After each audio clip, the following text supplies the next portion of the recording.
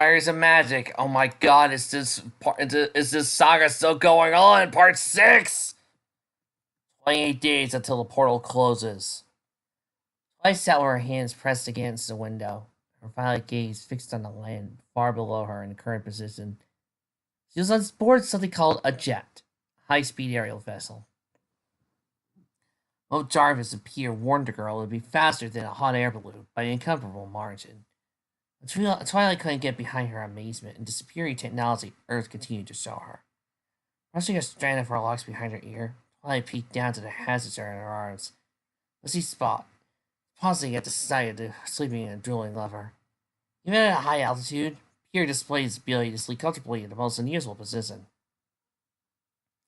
Granted, Spike was following his lead, sleeping soundly at the back of the plane in a cold position, but Pierre leaned his head back, resting it over Twilight's breast while he sat between the girl's legs.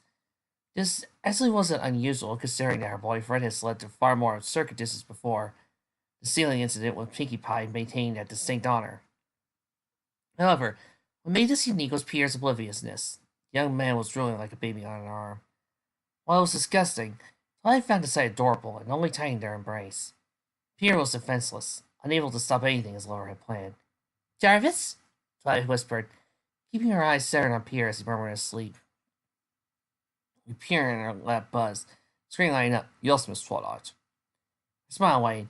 "Would you mind taking a picture of us? Consider it a souvenir." Though this request was innocent, Twilight's grin was devilish, evident by the gleam in her eye. However, Jarvis was not one to argue under some circumstances, or rather, he knew when not to object. A new window opened on the screen, revealing the image of a young couple in their current situation. Twilight's arms were soaked, drenched in saliva, but she wore a wide smile while Pierre snored. The picture disappeared, saving it to the computer's hard drive. Content with the outcome, Twilight closed her eyes and grinned victoriously. "Thank you, Jarvis." "My pleasure, Miss Twilight." Twilight nodded, directing her attention to the clouds behind the window. Pierre's drool was seeping through her jacket, meaning she would have to remove it upon landing. But her smile remained intact. As forewarned by Jarvis, Twilight was aware that the climate would be much warmer than that of New York. In a sense, Pierre was doing her a favor. She wanted to pay him back for some of his troubles. A low yawn escaped from Twilight's mouth, prompting the princess to follow her lover's example, rest the back of her head against the window, before falling into a gentle slumber. She made a mental note to show Spike her newly acquired photo. Osborne opened his golden eyes and rested his chin on his long wrist. "I seem to have lost hold of my spy. Sombra is far more intelligent than I give her credit for." Sunset simmered further brown and approached the behemoth. "Do you think he killed her?" Goblin shook his head, bemused. "No. I can tell he freed her from my spell, and now she's under his control. This might complicate things a bit." Advancing from a stone chair in a flash of light, Osborne appeared directly behind Sunset Simmer. A sound enveloping the woman's figure. "Sombra is in the middle of the city. I want you to find and kill both him and Spider-Man. I don't need any nuances. I'm close to becoming a true god." Uneasy, Simmer appeared a goblin from the corner of her eye, daring not to flinch. "On my own? You have an army already. Everyone here is under your control. You can wipe this world clean now." Her hand, now of instinct, struck the center of her forehead with a smack. Sunset staggered, shoulders trembling, her eyes flashed and alternating between shades of blue and gold. "No! You controlled me long enough. I can't. I won't help you. This is genocide you're playing, and I'll not be part of—" She fell to her knees, screaming her hands close to her cranium. "No!" A smirk formed on Osborne's face. "Impressive. I've tolerated your will. You still have some strength to resist me. You're so young and..." Reaching for guard, Slump grabbed Simmer by her head and lifted her tiny feet to the ground.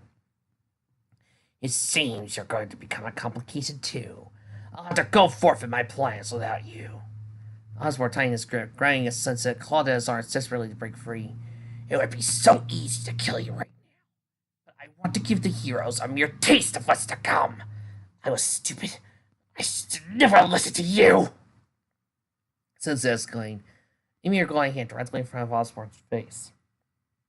But her vision blurred, succumbing to the darkness. Simmer's arms limply fell to her side, her body yielding to Goblin's strength. Behind Osborne's fist, the girl's blue eyes could be seen, as well as a stray tear that rolled down the side of her cheek. I won't do this! You may resist, but you cannot disobey! Goblin declared, focusing his energy to his free hand before plunging it into sensitive Shimmer's gut. Its energy surged to her body, twisting it to his will. Shimmer's bat-like wings spread from her back, while her skin morphed into a shade of crimson. Her screams of anguish echoed through the vicinity, only diluted by Goblin's mechanical laughter. The blue in her eyes completely vanished, and a pair of golden orbs took her place. Eventually, Osborne relinquished his grip to drop Shimmer. Claws scratched at the ground, clenching until the stone cracked under her grip. Osborne folded his arms. Sunset Shimmer, go and annihilate Sombra, Spider-Man, in the city of New York. Shimmer remained on the ground for a time, hissing as she shook her head. Planting her head firmly against the ground, the girl pushed herself back into an upright standing position. Her head was lowered, making it impossible for anyone to see her face. Shimmer brought her hand over her chest before clenching it into a tight fist.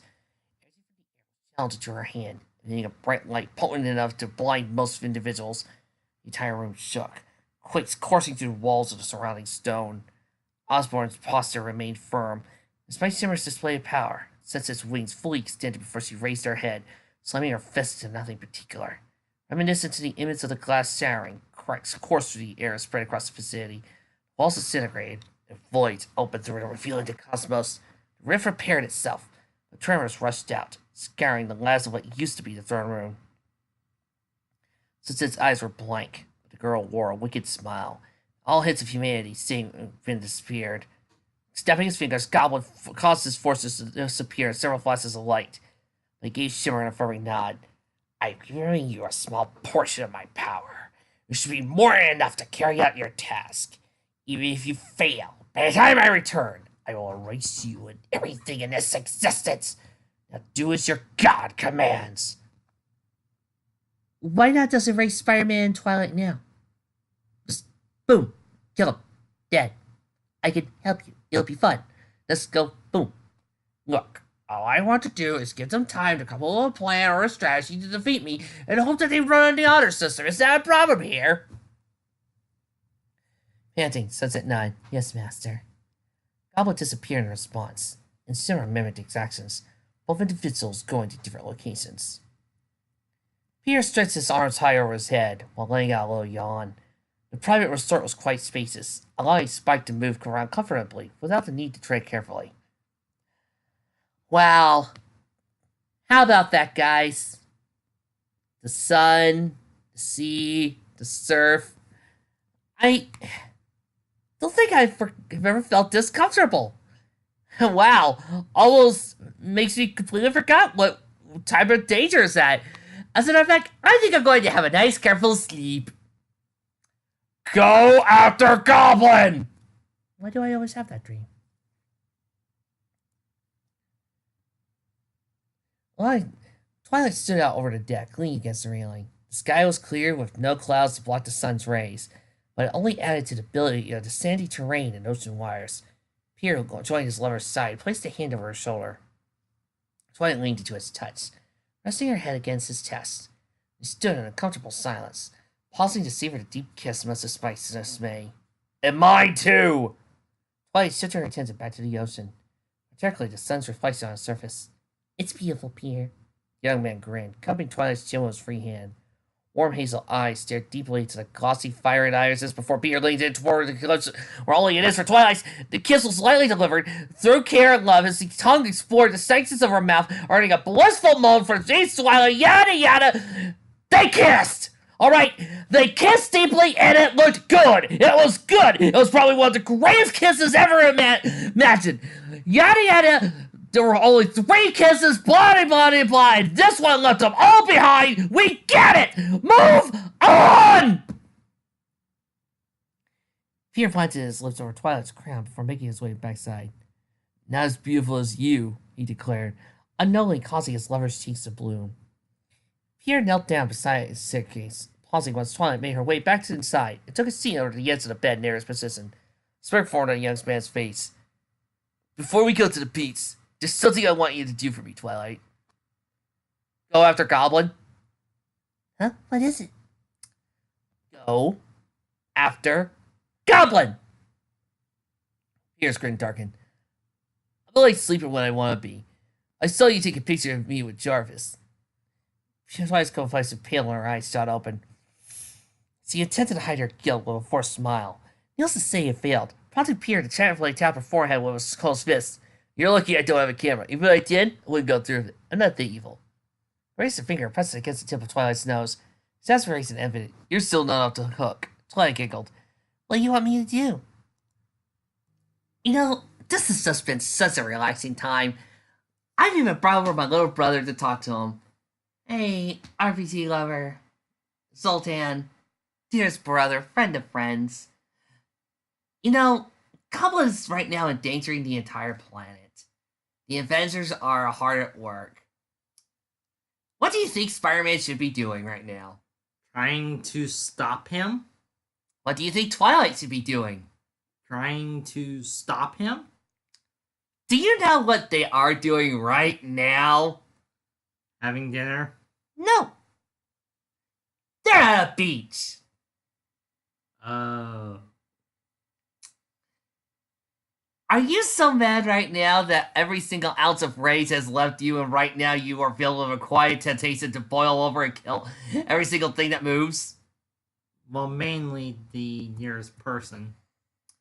Right, Sultan. You know, I was just thinking, you know, while Peter's going out getting out tea and crumpets, maybe he should be doing something more important than this. Like, oh, I don't know, maybe going out to Goblin. Don't you think so? Yes. I think so too. Which is why I'm thinking that this fake needs to hurry up! Gods! I have swear I see turtles move faster than this fake. No. I see slugs! No. You know, what the slowest Pokemon on Earth is actually Slowpoke? Yeah! I've seen him move faster! Ah! You want to build up the relationship? Fine. You want to do this whole entire boring relationship? Fine. You want us to make us believe this? Fine. Go ahead. Do that. But not when Goblin is attacking. Not when there's a time limit. If you really wanted to spend so much time in the other world and having Twilight and Peter go off and have their little relationship and all of that, then do us a simple favor. Remove Goblin! But every moment I read of Peter doing this date thing is undermined by the fact that Green Goblin is out there killing people! I don't see how this is so hard to comprehend. Peter is busy going on this date while Goblin is hurting people. It's not so much the date that bothers me.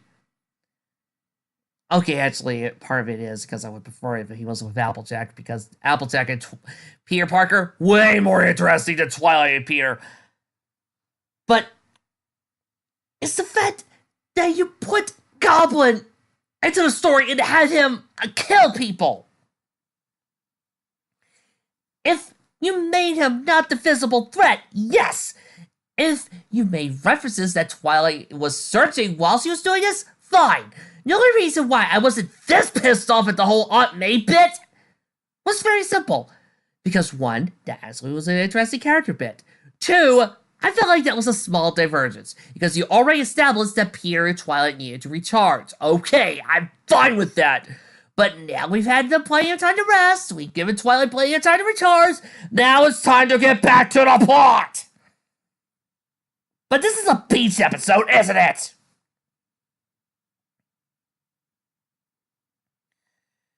Twilight's irritated groans were hard from the other side, adding to Peter and Pike's amusement.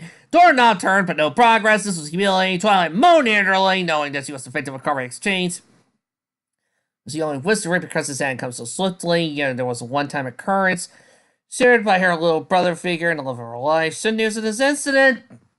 Exhaling, Twilight stared at her pride, opened the door and stepped into the lobby. Spike's laughter.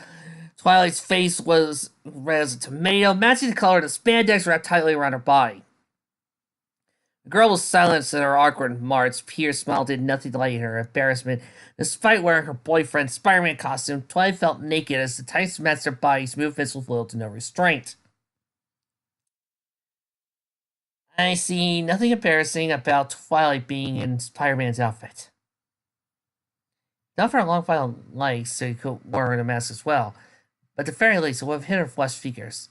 Pierre folded his arms and grinned. Despite their considerable height differences, his costume fit Twilight perfectly, further complimenting her civilly full lips to his figure. Twilight glanced at Pierre from the side and posed, Blood's feeling disappeared the least. She extended her hand out, struggling to press her two middle fingers to her palm, but the princess eventually succeeded, grateful in not suing anyone in the process. I look ridiculous, she muttered, maintaining her position. Go ahead and say it. Actually, Pierre trailed off. Temperature. Does anybody care about this? Okay, show of hands. Who here actually cares? Let's see. 1, 2, 3, 4, 5, 6, 7. 8 of you? 8 of you actually care. Okay, you, guy number 1. Come here. Yes. Your name is what again? Jim Bob. I see Jim Bob. And do you know the other 7 people of your party? Yes. You know what all of them look like? Yes. You know their first and last names? Yes. Right. Could you sign your name here in this small little notepad for a bet? Sure. Uh-huh. Just keep writing. Okay. Sign all their names. Okay. Thank you. Please give me my notebook back. Thank you. You may take your seat. Sure.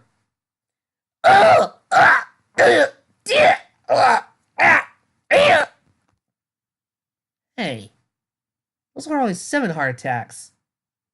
What about you? I changed my name a long time ago. I did like my parents. Oh, I see. And your new name? Reginald Kick My Bottom. Reginald Kick My Bottom. Thank you. Oh! I just used the death note to kill 8 people who disagreed with me. Don't test me, Fick! Peter thinks Twilight looks sexy. End of story. Next! Strangling, and the 2 siblings are angry at each other. Moving on.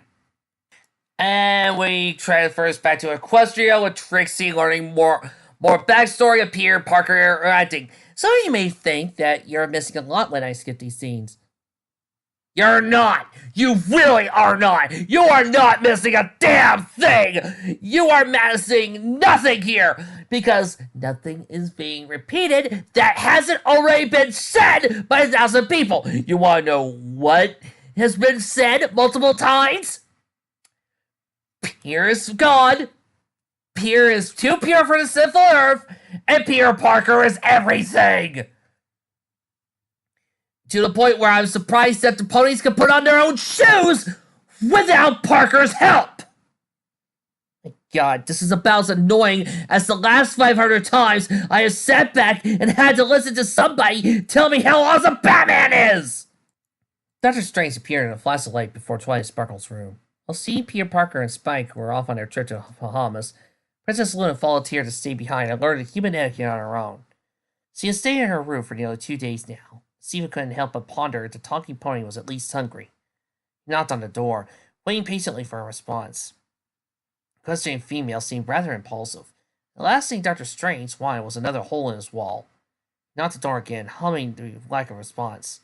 Slowly and carefully, Stephen opened the door to the room. Much was relieved there was nothing to be found. He set his glowing hand, furrowing his brow for a brief moment. The small remains of distorted magic in the atmosphere. It's safe to assume that the princess teleported from here recently. He muttered before his eyes widened. His breathing grew shallow. Stephen recollected his nerve, placing his hand over his throbbing cranium. My senses are sensitive due to my constant use of magic as of late. It seems I can sense magical entities outside the walls of Sanctum Sanctorum. There are 2 individuals nearby, both very powerful. Strange turned around, scenting his gray irises about. One is very dark, malevolent. It's in the middle of the city somewhere. and the other is on the outskirts of the city, slowly approaching the darker one. It's chaotic, like nothing I've ever sensed before. The situation is dangerous. A distinct feeling that Princess Luna may have sensed the same thing. I would call Fury, but his team is still dealing with a crisis in Atlantis. Really? They're dealing with a crisis with Atlantis? I'll be right back. Okay, give me a sec, and upload, and here we go. I can't freaking believe that there was this crisis in Atlantis. Well, luckily, I'm busy playing. Let's see, select my team, and here we go. There we are. Now the trouble in Atlantis is dealt with. Oh, thank God you guys reminded me to upload my old save of Marvel Ultimate Alliance. I thought I would never play it again. It's Marvel Ultimate Alliance! I'm still can't get over this, I'm sorry. But nobody mentioned this. I looked up at TV tropes. I listened to some of my people who told me about this fanfic. But nobody ever told me that at one point this guy was going to rip off Marvel Ultimate Alliance and start copying the background. What makes it worse? Marvel Ultimate Alliance is far more interesting. I would rather be playing Marvel Ultimate Alliance because Marvel Ultimate Alliance is a great game. It's one of Raven's best. It was one of the best superhero games for the PS2 that I ever gotten, and one of the best superhero games for the PS3. It really did well with the mythology gags, with the characterizations, with the move list, the costumes, the character customization. Everything was just so great about it, which is why, of course, I hated Ultimate Alliance 2, and I canceled that thing. But Ultimate Alliance 1 was perfect. It was great. It built on everything that X-Men Legends 1 and 2 established, and was able to craft a wonderful game from that. I'm sorry, I just really like talking about Marvel Ultimate Alliance. Go watch the complete Citizens review. You'll see why. Stephen ran his fingers through his goatee before finishing, appearing as a room where a crystal ball rested. There were several incantations causing the oracle brightly. I have to warn Spider-Man of this situation. Maybe Twilight Sparkle can figure it out. Sorcerer's paused, his eyes widening at the image in the crystal ball. See, it seems Princess Luna has the same thing in mind. He sees on her way to them now. You know, there is a part where Doctor Strange gets captured. I just realized. I think that may have happened after the Atlantis mission. Doctor Strange gets captured, and the teens all focus their adventures as in the Sorcerer Supreme world. Oh, and I highly recommend Marvel Ultimate Alliance for anybody who's getting into the Marvel scene. Because in spite of the fact that it has hundreds of characters, they do actually tell you about who each of these guys are, gives you their short little backstory, actually gives you a full-fledged introduction to every single aspect of the Marvel Universe. From the cosmic, to the magical, to the normal sci-fi stuff. It's great. Yeah, and Doctor Strange is a part of it. I think at one point you either have to free him from Arcade's control, or you had to free him from... You had to free him after the Atlantis mission, and you all stick around inside the Sanctum Sanctorum. Once there, you have to go to Hell. Let me rephrase that. You have to go to a Hell level. You have to go to a level set in Hell to fight Mephisto. This is one of the other great things that happens. Because once you're there, you can actually find a scene where you have to pick whether to let Jean Grey die or let Nightcrawler die. But I think in there, you could also pick Magneto to be on your team, and he could save them both. It's actually kind of interesting and really cool. You guys really need to play this game. It's so several feet tall, nearly the same height as Twilight. Each boiled piece of meat rested soundly between a bun. Its scent roamed through the entire room. Spike rested its pile and retrieved a few treats before tossing it in his mouth. Twilight threw her hand over her mouth, suppressing the urge to regurgitate on the spot. They were called hot dogs. During her date with Peter yesterday, May had offered the dragon a hot dog on a whim. Now he slurped and chomped every hot dog in his path. Spike couldn't get enough of the treat. Thanks, Peter. These are great! Spike managed between two ink sessions. Twilight grimaced, giving Peter an uncertain expression. Those actually aren't made of dogs, right? Chuckling, Peter shook his head. No way, it's just in the name. Hot dogs are filled with several meats, but dogs aren't one of them. Her stomach churned, leaving Twilight to turn away from Peter at Spike's feast. Sounds disgusting. I'm gonna be sick. She moaned, quickly down a glass of water to settle her stomach. Peter walked over, placing his hands over her shoulders. His fingers pressed against her skin before going into circular motions, massaging the muscles underneath. Twilight sighed, giving the pleasure, but as Spike's eating reached her ears, the girl exhaled. I think this is a bad idea. Spike's never eaten meat before. He has the same standards as any equestrian. Maybe, but Spike's a big boy now. His appetite metabolism and drastically different from they usually are. It's only while we're on Earth, so let the little guy have his fun. Besides, animals here aren't sentient. And hot dogs are typically made from the muscles and meat trimmings of pork and beef, so it really is just meat scraps that Spike's eating, and... Peter murmured, pausing once Twilight fell to his side while gagging. Waving his hand, he shook her head and begged the young man to stop. Peter nodded, grinning. Yeah, it's pretty disgusting when you think about it. Twilight's face was nearly green. Why are you humaning me again? Oh, please don't tell us you're going to go for it! Peter cut his chin in his palm of his hand. The reason why... Ah! Oh, come on! Why, God, why? I just... No! Oh... Magneto was investigating the murder of two mutant children who were killed by henchmen of Reverend William Stryker. Stryker, who murdered his wife and newborn son after his son, a deformed mutant child, is born, seeks to wholesale to exterminate some mutant kind, presenting himself to the public as a fire and brimstone preacher, spreading a message claiming that mutants are abominations in the eyes of God. After a television debate with Professor Charles Xavier, Stryker, who knows that Xavier is a mutant, kidnaps him, forcing the X-Men to team up with Magneto to find their mentor. Xavier has been hooked up to a machine that uses psychic power to kill all of the world's mutants via cerebral hemorrhages. At a revival meeting, where a popular U.S. senator is a closeted mutant, is in attendance. Magneto and the X-Men confront Stryker and rescue Xavier. In the end, after Shadowcat and Nightcrawler successfully bait Stryker into admitting kidnapping Xavier and his plans for mutant genocide, Stryker is shot in the chest by a security guard when he tries to murder Shadowcat in public. Magneto and the X-Men part ways, with Magneto politely turning down an offer by Xavier to join the X-Men and renounce evil. However, before he leaves, he reminds the X-Men that Stryker may have the final victory. Already, his defenders rally to him as he awaits trial for his crimes. Huh? Oh, sorry. I just really wanted to read the synopsis for God Loves, Men Kills. God, I love reading a good X-Men story. I really love reading a good X-Men story. By the way, did you know that Storm lost her powers in Uncanny X-Men 185? Yeah. Kind of interesting. Didn't think she lost her powers thanks to Forge. And of course, that was during her punk look. If any of you have an interesting X-Men story you would love to talk about, please talk about it in the comments.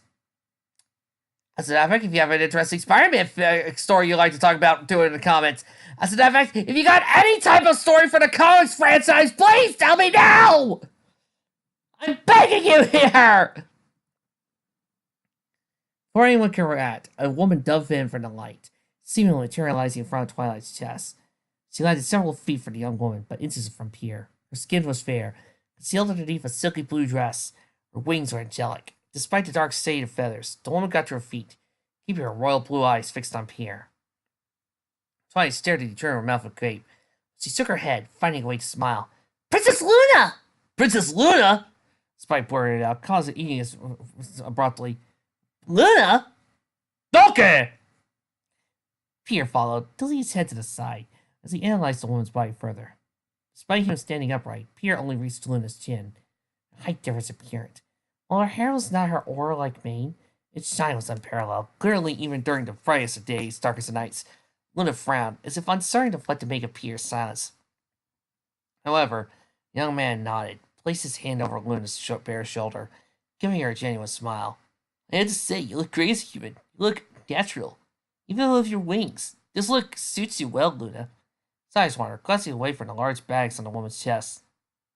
You're well endowed, too. Camera, please focus on the large bags of woman's chest. Thank you! Luna's eyes whitened. Shuddering involuntarily as Peter's hand touched her skin. Due to her pale complexion, it was easy to see the pink blood stain her cheeks. Clearing her throat, Luna glanced off to the side and avoided Pierce's gaze as she walked past the young man. This infectious alien, what she never experienced before meeting Peter. The inside of her chest burned, yet Luna cherished the tingling sensation. Even now the brazen words affected her. As she looked closely, the princess bore the ghost of a smile. Your sentiment is appreciated, Parker. The smile faded, letting Luna's signature frown to resurface. I'm afraid there's still time for us to exchange pleasantries. You have a situation. Spike stepped over to join the others, taking a seat behind Twilight. Concern filled his large emerald eyes. Situation? That doesn't sound good. Peter shrugged, exhaling. Considering Luna just teleported through Twilight, it's pretty obvious there's trouble. Unless it's every day a shift-shifting alicorn disappears in the living room for no real reason. What's worse is that this isn't even the tenth thing to happen to my life. I was the bombastic bagman for a day. That was trippy. And there was the time I was transformed to a pony. It seems just like yesterday happened. Did I all mention?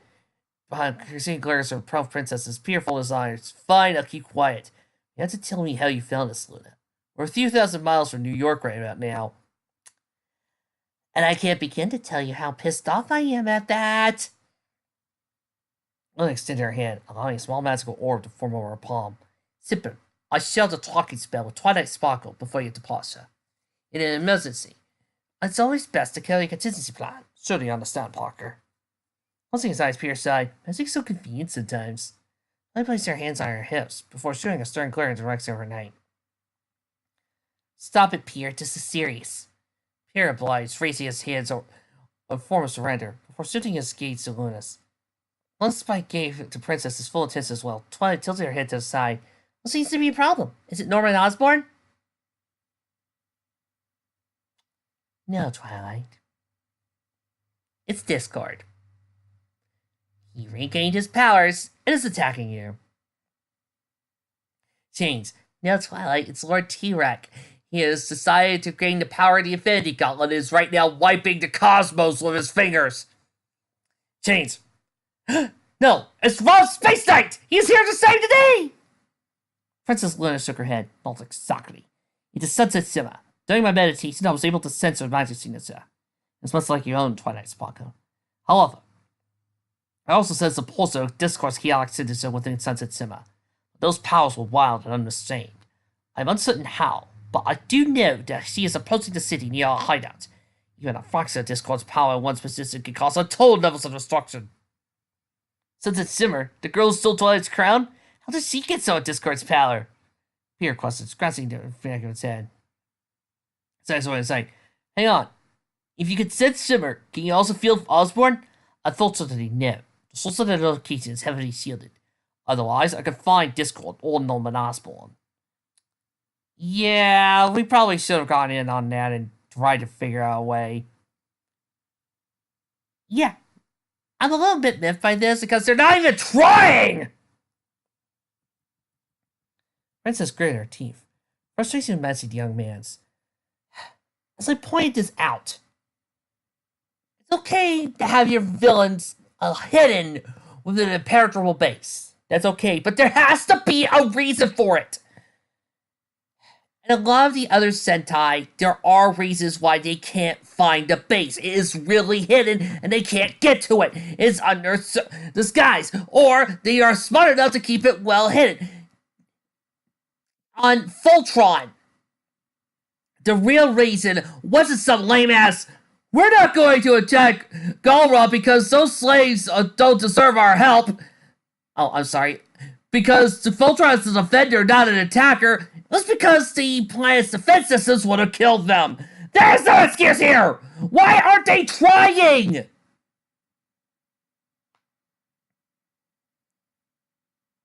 We do not know what Sunset Simmer's intentions are. If she is still in line with Osborn or has chosen to rebel, I fear for those around her. Gee, if she has a little bit of Discord's power, I wonder if she's actually still in line with Osborn. Osborn, you're made of stupid! We must act quickly and intercept Sunset Simmer before she can reach the city's inhabitants. Twilight nodded, look at determination forming on her face. Then we shouldn't waste any time.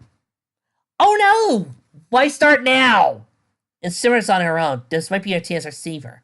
Then maybe she'll tell us what's going on and reveal Oswald's location.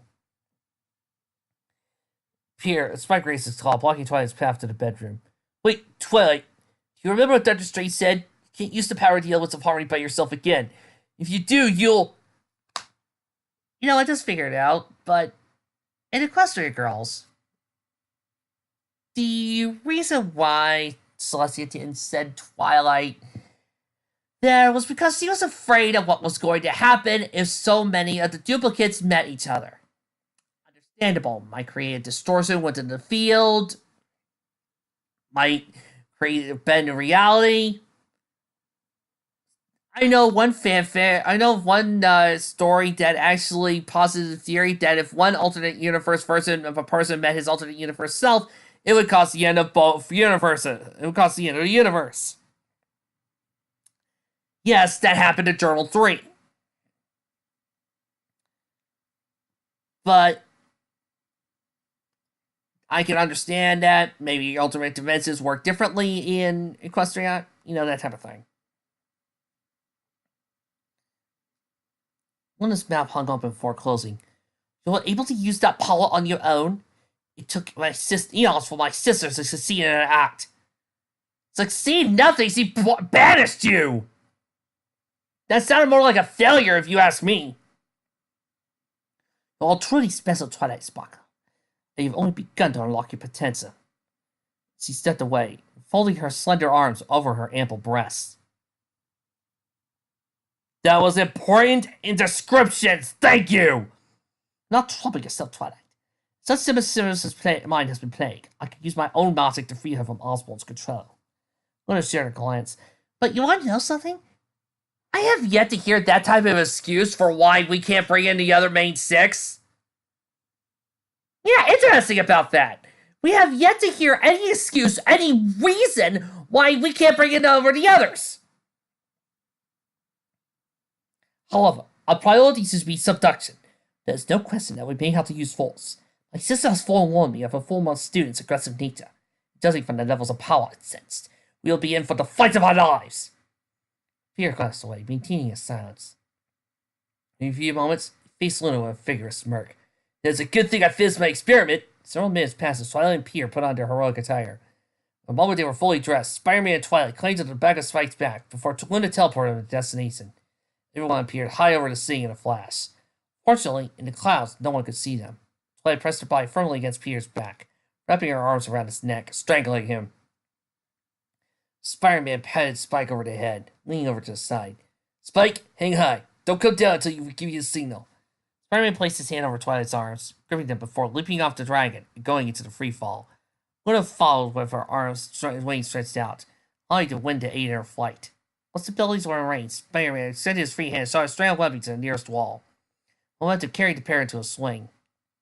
Then appeared to release the web and fire a second, repeating the swinging process. Each swing Spider-Man took, Twilight found her grip tightening. It felt ecstatic, smiling wildly despite painstaking and a dangerous stunt. Even Luna, who many considered an ice queen, matched Spider-Man's speed, all the while holding a grin. They were rushing into imminent danger, but they were united, driven by their shared connection to survive. Spider-Man nodded. Okay, let's go save Sunset Shimmer! Luna's brow lowered before her eyes shut open. She pointed a hand near street level. She's on that direction! Her wings flapped, giving the woman a burst in speed. She flew ahead of Spider-Man, prompting him to release his strand of webbing, maneuver his body mid-flight until Twilight was cradled in his arms, sent to a free fall. Luna nodded. Hurry! Within the walls of the Daily Bugle, chaos was running amok. Files of paper were scattered about, forcing several individuals to stop in their tracks and grab each piece they could. A man walked over to the mess, with a woman following close behind, both making a beeline for the main office. He stopped at the door, sharing a glance with each other before the man knocked at the door. Due to the surrounding chaos, it was difficult to hear the sounds of coming inside. Before the man could knock again, the woman reached for the knob and pushed the door open. Mr. Jameson, something happening! She declared, pausing once the person behind the desk saw her glare. It was an older man, a large vein throbbing just beneath his short, flat-top haircut. He held the phone next to his ear, but upon the intrusion of his guest, he slanted it over his hook. The woman furrowed her brow, seemingly unfazed by the older man's anger. Have you heard? There's something happening on the south side of the city. Apparently there's a bat creature destroying everything in sight. Older man brushed his hand over his mustache on his lip. Biddy! You're coming in here and acting like you have something new for me! We all know this city's full of freaks and deviants! So talking to me, how about you send me something to get photos of this bad thing? He paused, shifting his glare to the man standing next to the woman. Frustration evident in Stockholm features. Is that why you're here too, Robbie? Shaking his head, probably stepped forward until he was a few feet from David's desk. No, that's not all. There are several witnesses calling in a sighting. Thought it was a hoax. We have a whole 100 calls confirming this thing. His eyes and face fell to the ground. Jameson's brow rose a smile forward on Robbie's face. There's an angel and another female heading for the area. However, witnesses confirmed that Spider-Man is with them. We're not sure if he's the real deal, but since he's web-slinging, it's safe to say Spider-Man's back. Oh no, it's just Miles Morales, don't worry. Silence filled the room. Jameson's eyes wide as saucers in the mere mention of Spider-Man's name. So, the burgle still returns. I should have known that menace could have learned to stay away. Robbie shook his head disapprovingly, while Betty placed her hand over her forehead. Oh, God, we are doing... Forget doing J.K. Simmons. I think I know exactly the place I should be giving Jameson on this. Stevenson stood from his seat and walked over to the window. Get your photographers out there. I need photos. Photos of Spider-Man. Hi, diddly-dilly. Sunset Simmer walked through the streets of the city. On the bottom of Franklin James, local law enforcement surrounded the woman, their guns fixed on her frame. She glanced back, sparking into strikes that left in her wake. Cars were crumpled, heaps of steel, flames were scattered, but as Sunset Simmer was concerned, she was getting started. Sunset raised her hand and turned, levitating every officer in the vicinity. At the same moment, she snapped her fingers, jettisoning the man high into the air. Fortunately, their flight came to an abrupt stop, each officer looking about questioningly at the phenomenon. The do-do-do-do phenomenon. Do-do-do-do phenomenon. Do-do-do-do-do-do-do-do-do-do phenomenon. Simmer arched the brow in sight, eyes widening once the men disappeared in bright flashes of light. Princess Luna flashed into sight, standing several feet away from Sunset Simmer. They both glared intently at each other for several moments before the princess raised her hand, causing the officers to lie near her persistent. Spider-Man landed next to Luna before placing Twilight down. Each member of the police force stared at Spider-Man with her mouths to keep. As Luna and Twilight slowly closed the gap between the persistent Sunset Simmer, Spider-Man walked over to the nearest officer. I need you guys to do me a favor, evacuate the area. It's not safe for you here. He said, leaping into the air, soaring Twilight's side. Officer Stanley told each member under their breath. Once you're out of hearing range, Spider-Man stopped his tracks. Okay, so what now? Sunset's Hill's eyes widened, centering on the young man. Spider-Man. Her voice was low, very audible, reached out, clawing at her target. I'll kill you first, then I'll destroy him. It's what my master desires. Spider-Man shook his head. Yeah, but get in line. Do you have a fan club for that? Twilight furrowed her brow. Says he's wrong. There's something different about Shimmer right now. I've seen it before. His eyes glowed, her blue irises disappearing behind a blinding light. She closed her eyes and scoffed. This is all feared. I can't get through to her like this. Osborn's completely removed Sunset Simmer's free will. The princess stretched her arm out, prompting Spider-Man and Twilight to stand behind her. We must subdue Sunset Simmer as quickly as possible to minimize collateral damage. But we must weaken her first. Luna frowned, bellowing at the top of her lungs. Spike! Now! Spike soared to the sky, landing inches behind Sunset Simmer. The ground shook from the impact. The dragon lashed out, preparing to strike the woman. However, the moment his claw near Simmer's body, Spike's body froze. He strained, trying to move his muscles, but Sunset turned sharply and smirked, hand emitting a bright light. She lunged forward, driving her fist into the dragon's gut. The glass on the surrounding buildings shattered as a shockwave erupted. Spike was sent careening skyward, until his massive frame slammed through the wall of the upper stories of the tall skyscraper. Twilight yelled, reaching for the dragon. Spike! Spider-Man pulled Twilight back. Man's eyes fixating on Simmer. Okay, she was not nearly that strong on the helicarrier. Tilly glanced in the dragon's direction. Pierre turned and Twilight around and placed his hands on her shoulders. Making certain her gaze met his. Twilight, listen, go check out Spike. Luna and I will hold Simmer's attention. Nodding, Twilight placed a hand over Spider-Man's cheek. Okay, please be careful. I'll be back. Simmer cackled, extending her hands to the side. Two trucks levitated from the ground, hovering over the woman. All enemies of God. She threw her hands forward, sending the vehicles flying towards the Marine trio. Will be eliminated! Spider-Man ran forward, diving through the open windows of a truck. In the moment he hopped from the passenger's side, Peter extended his hands and fired several strands of webbing. Like a net, the customer trapped inside the vehicle and held it in place. Luna's wings stretched before lifting her frame from the ground. She swayed her legs, narrowly avoiding the vehicle thrown in her direction. Using her magic, Luna stopped the truck's flight. The princess then turned around, howling as he launched the vehicle back towards Simmer. The truck struck the ground mere feet from Sunset's position. Exploding upon impact, Simmer's body was engulfed in flames. The girl waved her hand, diminishing with fire with gusts. Spider-Man landed behind Sunset and threw a punch. The Simmer teleported out of sight, causing him to miss wildly. The woman reappeared to the side of her foe before he could recover. Slanted a square of Pierre's back. Glowing, white cracks coursed over Spider-Man's body before spreading across the area surrounding the street. The eerie sound of scattering glass echoed throughout the airways, and Pierre flew across the street, slammed forward through a telephone booth, and crashed into a store, landing him face down. Luna's eyes widened. Spider-Man! Simmer ran her tongue over her finger before her wings spread, giving her flight. I will erase your very existence! She flew forward, swiftly approaching Pierre's position. Luna's mouth fell agape. She recollected her senses, flying after Sunset. Simmer's fists glowed, emitting a familiar light. Pierre shook his head, staggering back to his feet. When he peeked up, Sunset hovered over his body, prepared to strike him a second time. Now fade from existence!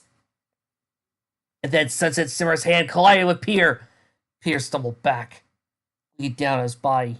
He then turned to Twilight and said, Twilight, I don't feel so good.